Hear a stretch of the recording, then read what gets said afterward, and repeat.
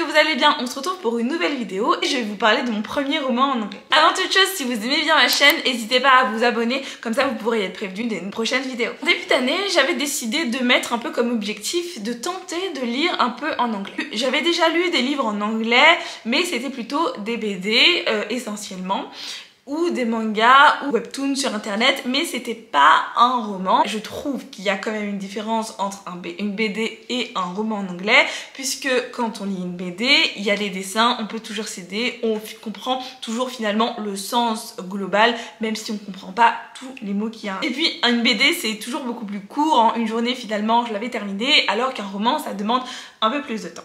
Et donc comme j'ai reçu dans mon anniversaire, c'était à 2 ans je crois, le deuxième tome de Bienvenue à Perfect City, le premier tome est sorti chez Fleurus, et le deuxième tome, bah comme ça fait 3 ans je crois que le premier tome est sorti, le deuxième tome n'a jamais vu le jour chez cette maison d'édition, et donc je me suis dit bon, je veux lire la suite, je veux savoir la suite, j'ai vraiment bien aimé le premier tome, je veux en savoir plus, et donc je me suis dit vas-y, mets-les sur ta wishlist. Et je voyais toujours que le deuxième tome ne sortait pas, et donc je me suis dit vas-y Laetitia, tu vas tenter, tu vas essayer de le lire en anglais et on verra. Et donc c'est comme ça que j'ai décidé de lire The Trouble with Perfect, le deuxième tome, mi-avril je crois, quelque chose comme ça. Au début c'était franchement pas facile, il m'a fallu vraiment pas mal de temps avant de bien me mettre dans l'histoire, avant de comprendre, de remettre les personnages, tout ça. Alors même si dans ce deuxième tome il y avait au début un résumé du premier tome sous forme de petits dessins comme ça, il y avait un résumé, donc franchement ça m'a aidé à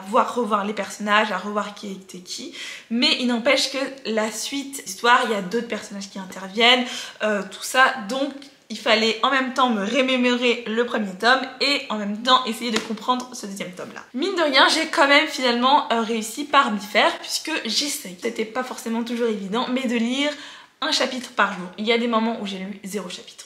0 chapitre même dans la semaine, parce que j'étais en vacances, j'étais autre part, et du coup bah je lisais 0 page, et c'était du coup un peu plus difficile à s'y remettre. Ce que je vous conseillerais, si vous voulez vous mettre à la lecture en anglais, d'essayer de, comme moi, de vous mettre peut-être de lire un chapitre ou même 1 ou 2 pages par jour pour essayer de garder en mémoire déjà l'histoire. Parce que pour se remettre à l'histoire en français, déjà, si tu lis pas pendant une semaine, c'est parfois plus compliqué, mais en anglais, c'est encore plus compliqué. Mais aussi pour avoir toujours un peu d'anglais en mémoire, et donc ça permet de rester un peu dans cette lecture ambiante d'anglais et de ne pas perdre l'habitude de lire. Bien sûr, si vous pouvez pas lire un chapitre par jour, c'est pas très grave, ça arrive à tout le monde. Même moi, je me suis dit, je vais tenter de lire un chapitre par jour. Il y a des jours où j'ai rien lu du tout, mais l'idéal c'est d'essayer de rester un peu constant et de lire régulièrement en anglais pour que ça aille mieux. Même avec ça, ça a été un peu laborieux parce qu'il y a beaucoup de mots que je comprenais pas. On m'avait conseillé de lire sur liseuse, mais pour moi, j'ai trouvé que c'était complètement contre-productif.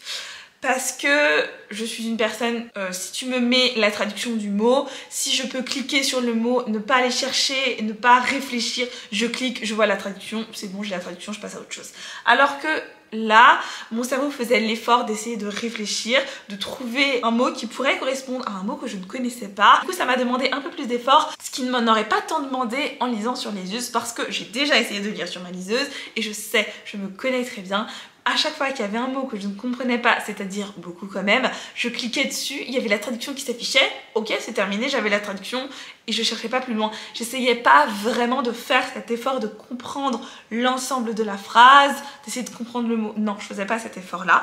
Après, si vous arrivez à faire cet effort, si vous préférez avoir la traduction directement, allez-y si ça peut vous convenir, mais moi je sais que c'est quelque chose qui me convient pas du tout, complètement contre-productif, et j'arrive pas en fait à avancer dans l'histoire. C'est comme si pour moi il y avait écrit voir la traduction, je clique et clique la traduction, je me casse pas la tête en fait. Je remarque quand même que j'ai fait des progrès parce que je vois clairement, alors même si c'est un petit livre et qui fait 370 pages, je vois clairement la différence entre mon niveau d'anglais du début et mon niveau d'anglais à la fin, parce que c'était beaucoup plus fluide à la fin. À la fin, j'ai lu vraiment des genre 50 pages en une fois, alors que au départ, c'était un chapitre, 2 chapitres, Et encore c'était difficile et à la fin je lisais déjà beaucoup plus facilement, j'étais beaucoup plus concentrée, je comprenais beaucoup plus de choses qui au début il y a eu des moments où j'étais complètement dans le flou. Je suis fière de moi d'avoir persévéré parce que ça demande quand même de la persévérance et c'était vraiment pas facile, surtout de lire pendant un mois. Globalement je suis hyper fière de moi parce que c'était pas facile de se lancer ce défi, de se dire ok je vais tenter de lire. C'était pas facile mais je suis contente, un mois plus tard, j'ai réussi. J'avais tourné un vlog de ma lecture et puis je me suis dit, le vlog il était quand même un peu long et je me suis dit non, je pense que faire un résumé de comment mon expérience s'est passée, c'est peut-être beaucoup plus simple. Mes idées sont beaucoup plus claires puisque je sais ce que j'ai envie de dire alors que dans le vlog c'était un peu plus flou et on voyait que au début j'avais énormément de mal à lire et finalement à la fin j'ai eu beaucoup plus de facilité à lire ce livre. Évidemment, j'ai absolument pas tout compris dans l'histoire. Mais c'est pas grave, j'ai compris l'essentiel, la globalité de l'histoire. Je sais ce qui s'est passé, les grandes lignes, je les connais. Il y a des petites subtilités, il y a parfois des phrases que j'ai pas compris, il y a parfois des pages que je n'ai pas compris, des paragraphes que je n'ai pas compris. Mais c'est pas grave, l'essentiel c'est que, mine de rien, les bouts se sont enchaînés, les bouts que je comprenais se sont enchaînés. J'avais pas besoin de tout, absolument tout comprendre pour comprendre la globalité de l'histoire. Même si en français on comprend tout, c'est beaucoup plus simple. Ici c'était du coup un peu plus compliqué. À force de persévérance on y arrive et je suis vraiment contente puisque c'était un de mes objectifs de 2023 et ça faisait longtemps que je voulais tenter de lire en anglais. Je suis notamment contente parce que ça m'ouvre d'autres possibilités, parce que j'ai vraiment envie de lire, d'avoir la possibilité de lire en anglais si j'ai envie. C'est pas pour autant que je vais abandonner mes lectures en français, absolument pas le cas. J'adore lire en français, j'aime soutenir les auteurs et les autrices français, c'est quelque chose que j'apprécie. J'aime aussi les mettre en avant, et notamment dans plein de mes vidéos où je mets des auteurs, des autrices français en avant. Et je trouve ça important de mettre des auteurs et des autrices françaises ou francophones tout simplement en avant, parce que j'aime aussi énormément les livres qui se passent en France. Je trouve que c'est important si on veut avoir beaucoup plus de livres qui ont de l'importance pour nous. Pour moi c'est important de soutenir des autrices françaises et d'auteurs français, même si je lis beaucoup moins d'auteurs que d'autrices, enfin bref. Mais j'aime toujours avoir cette possibilité de pouvoir lire directement en anglais quand c'est une traduction d'après anglais, parce que parfois certaines maisons d'édition dont je ne citerai pas les noms, dont parfois les traductions ne sont pas totalement fidèles au livre en anglais. Et j'aime avoir cette possibilité de pouvoir me dire ok, je sais que cette maison d'édition n'est pas forcément très fidèle et j'aimerais bien pouvoir lire le livre en anglais, mais je n'ai pas envie de le lire en français parce que soit j'ai pas envie de donner de l'argent à cette maison d'édition, ou tout simplement je n'ai pas envie de soutenir la maison d'édition française. Je trouvais ça important de me laisser cette possibilité là et d'avoir le choix tout simplement. Je suis contente maintenant que j'ai lu mon premier livre. Je pense que les autres livres seront un peu plus faciles. J'ai le deuxième tome qui est juste ici que je vais lire. Je pense pas tout de suite parce que je pense qu'il va falloir un peu de temps pour digérer toute cette lecture en anglais parce que c'était long. Pardon, j'ai dit le deuxième tome mais c'est le troisième tome. Le troisième tome m'attend et après je ne sais pas quel livre je lirai en anglais, je verrai bien, mais je pense rester dans la jeunesse, dans quelque chose que j'aime. Je vais pas m'embarquer dans des trucs un peu compliqués, du moins pas pour l'instant. Je suis aussi contente parce que j'ai un peu amélioré mon niveau d'anglais, bien que je n'utilise vraiment pas l'anglais tous les jours. J'utilise jamais l'anglais, presque rarement l'anglais dans mon travail, donc ça n'a pas vraiment vocation à m'aider dans mon travail ni tellement dans mon quotidien, mais c'est juste quelque chose de personnel qui je me dis ça peut toujours être utile. Si demain je décide d'aller vivre à Londres, et ben au moins je saurais peut-être un peu plus parler anglais. Si vous, ça vous tente de lire un livre en anglais et que vous avez toujours pas commencé, mais que vous vous dites oh ce sera difficile, ce sera trop laborieux, je vais pas vous dire ça va être facile, vous inquiétez pas, c'est faux. Ça va être difficile, surtout le premier livre, c'était difficile, vraiment c'était difficile. Il y a des fois où je me suis dit j'abandonne, je veux pas savoir la suite en fait, je comprends pas en fait ce qui se passe. Et puis finalement, à force de persévérance, on y arrive.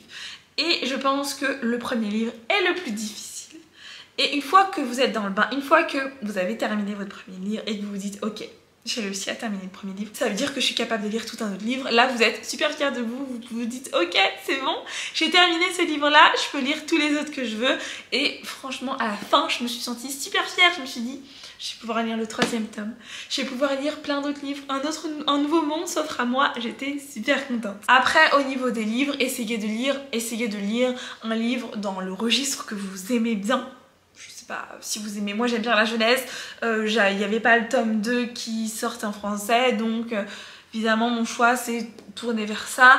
Il y a aussi d'autres sagas je crois dans ma bibliothèque qui ne sont pas traduits, dont j'ai peut-être envie de découvrir la suite, et je me dis bah c'est peut-être l'occasion de découvrir la suite en lisant en anglais. Au niveau du vocabulaire, ce que j'ai fait, honnêtement j'ai pas pris de notes, j'ai rien surligné, mais je pense que dans ma prochaine lecture je surlignerai au stabilo, parce que là j'avais pas de stabilo en lisant ça, mais je pense que en fait je surlignerai au stabilo parce que je l'ai lu sans vraiment prendre de notes, sans me dire attends ce mot là je le connais pas, j'ai cherché la traduction des mots que je ne connaissais pas ou demander à quelqu'un qui était à côté de moi qui savait la traduction, mais je n'ai pas noté les mots que je ne connaissais pas, j'ai pas vraiment fait ce travail là, et je me suis dit peut-être que pour le 3e tome ou le livre suivant, peut-être ça sera pas le 3e tome, mais pour le livre suivant que je lirai, peut-être que du coup je noterai plus les mots que je ne comprends pas et donc j'irai chercher la traduction plus tard, parce qu'en fait il y avait des mots que je comprenais pas, ça me dérangeait pas, le sens de la phrase je le comprenais globalement, ça me dérangeait pas, je passais à la page suivante et donc je continuais ma lecture et je revenais pas, et je pense que ce serait bien